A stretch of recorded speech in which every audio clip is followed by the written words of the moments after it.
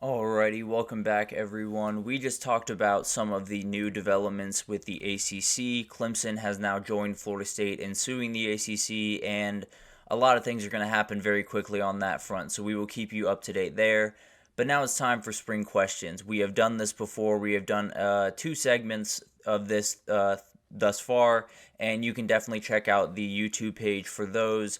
Some very interesting things going on all around the country during spring that they're going to need some answers to. But let's go with a little bit more broad scope with some of these questions today. And we'll start with one that kind of spurred an idea I saw on the Josh Pate podcast where they were talking about QB battles and how there's not really a lot to be found across the country. There are some that are kind of lurking under the surface, but where are they going to come from and which ones are going to be the most consequential is still very, very questionable. And I got four teams here that could have QB battles. I don't necessarily expect them to, but I think there are definitely some guys that could contest for that top spot. So let's start with Ohio State. There are a lot of people that are a little bit bullish about Will Howard, a little bit, think he's the guy, think he's going to roll right in and win the job. And I tend to believe that's the case. I think he's a better quarterback. I think he has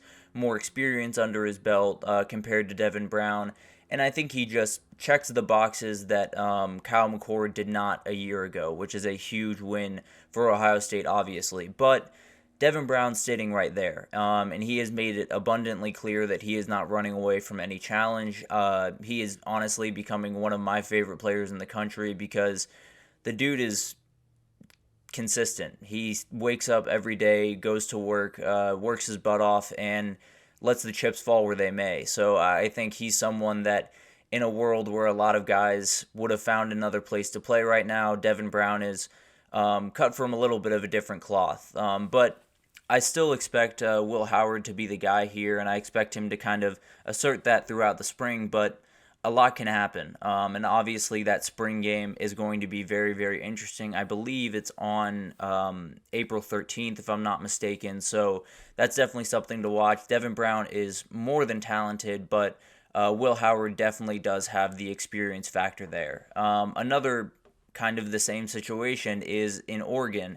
They brought in Dillon Gabriel and brought in Dante Moore from the portal, an absolute embarrassment of riches in that quarterback room in the two deep. And Dillon Gabriel is likely going to win this job. I think this one's actually one of the more straightforward, partly because when Dante Moore came over to Oregon, he made it pretty clear that he was set to sit behind Dillon Gabriel for a year, learn from the, crazy amounts of experience that Dillon Gabriel has, and learn from a lot of the things that he struggled with a year ago in taking care of the ball, putting the ball on time, on target. Those are things that Dillon Gabriel does almost perfectly. So you can learn a ton under 1 year of Dillon Gabriel, and then 2025 you burst onto the scene and become one of the best quarterbacks in the country. So I think that one's a little bit more straightforward, but who knows? With all of the new changes to college football, especially the helmet comms, it definitely does benefit those really talented young players over some of the veterans in some cases. So this could be a case where that happens. Auburn is another one. I think this one's a little bit interesting because it's pretty much Peyton Thorne against the field.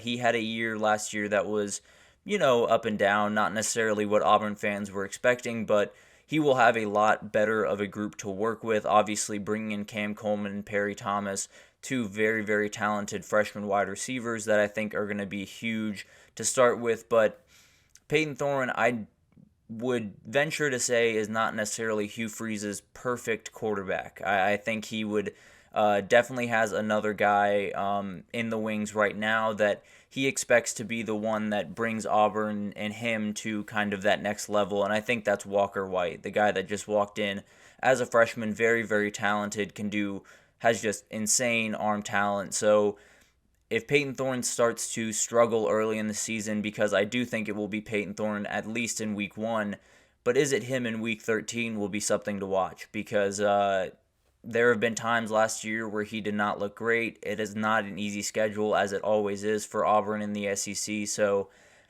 if he stumbles, I would not be surprised if he let the freshman go on out there and get some work under his belt before his sophomore season in 2025, where things could really, really open up.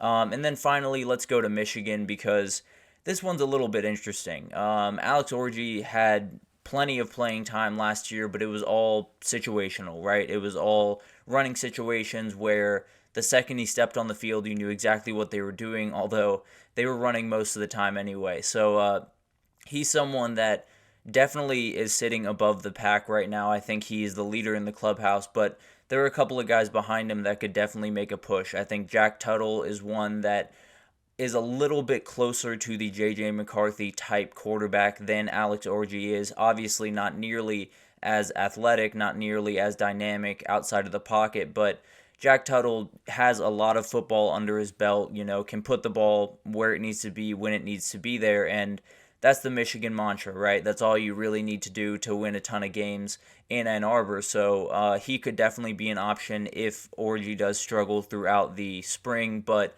another guy, Jaden Davis, just came in as a freshman, and I think he's someone that it probably will not be week one where we see Jaden Davis, but it could very well be later in the year, like that Auburn situation with Walker White, where you see that Alex Orji or Jack Tuttle are not the answers at quarterback, and Jaden Davis might as well get him some reps in his freshman year as he goes into becoming the future quarterback for the Wolverines. So a lot of things to watch there. I think for the most part, I think the odds-on favorite right now will probably win out in most of these scenarios, but it doesn't mean they're going to be playing the whole season. So still a ton to watch in all of those different places. And throughout spring, those spring games will give us a very interesting insight where these guys get to go head-to-head, which will be really, really fun.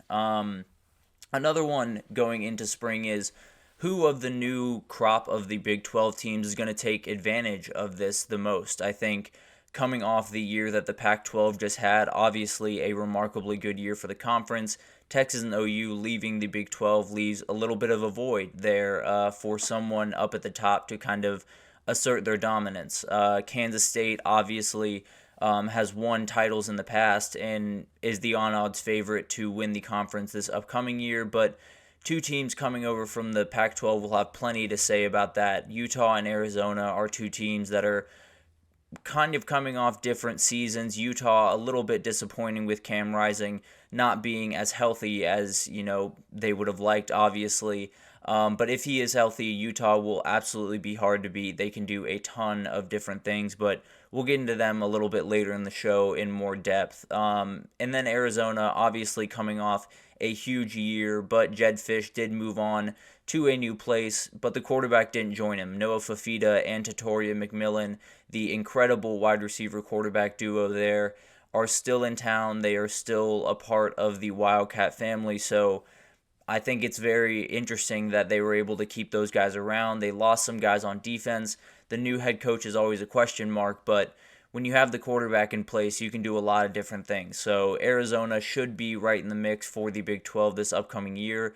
Colorado is the really interesting one here, as they always are. They are a team that could really struggle, in my eyes, in their first year of the Big 12, or they could set the world on fire. And I think it comes down to the offensive line.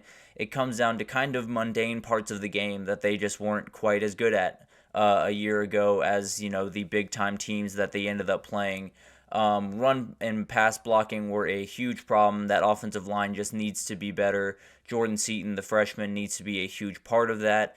Penalties were another huge part where they shot themselves in the foot a lot. Some time management problems in certain games. So a lot of the mundane parts of the game are the ways that Colorado needs to get better, and how much they get better will determine how much of a threat they really are in the grand picture of the Big 12.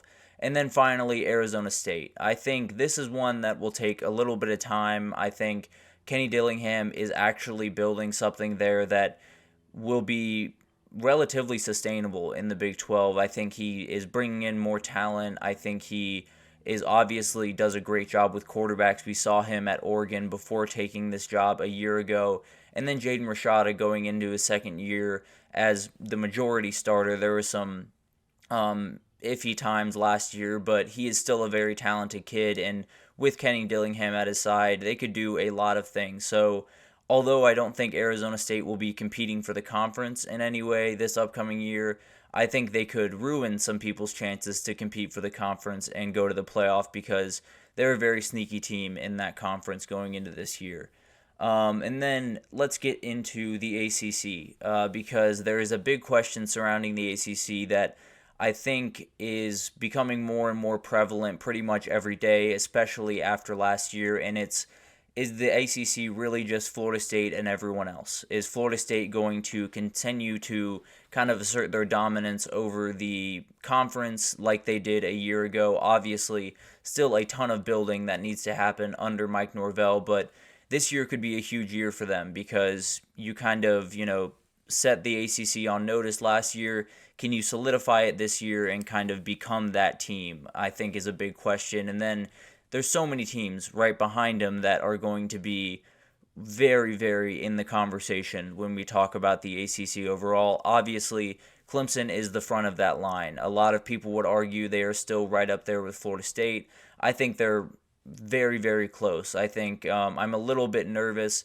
just with the current direction of the program and kind of the way they're going about business, mainly in recruiting, but I still think Clemson is the team that is going to be the biggest threat to Florida State going forward. There's also Miami, Louisville, NC State, and SMU coming in from the American this upcoming year. All of those teams are dangerous. All of those teams could push Florida State. And I think there's a big question of if anyone can really challenge Florida State on the defensive side of the ball. They have so many guys, definitely a ton of guys leaving, mainly, Jared Verse and Braden Fisk on the defensive line. Huge guys to leave, but they've replaced pretty well, and they should be really, really talented on that side of the ball. So if anyone can catch up with them there, then they will have a really, really good opportunity. Clemson obviously will have that chance to beat Florida State. They just have to travel to Tallahassee to do it.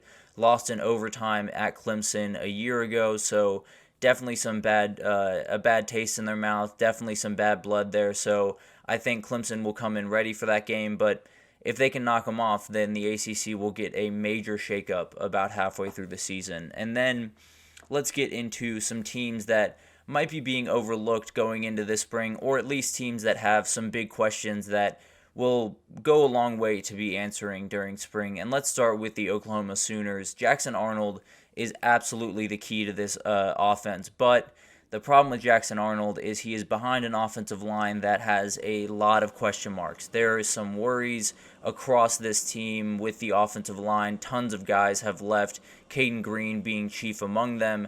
There are tons of question marks all the way across that line, and if they can't get them figured out very quickly, then Jackson Arnold might not have the year that Oklahoma fans are hoping from him. And then Brent Venables' defense is starting to kind of take shape out there in Norman, starting to become a little bit more of what he's expecting. Can they kind of match the SEC pace of things and be the defense that he's been kind of slowly building there the last couple of years and continue that upward trend that they started a year ago?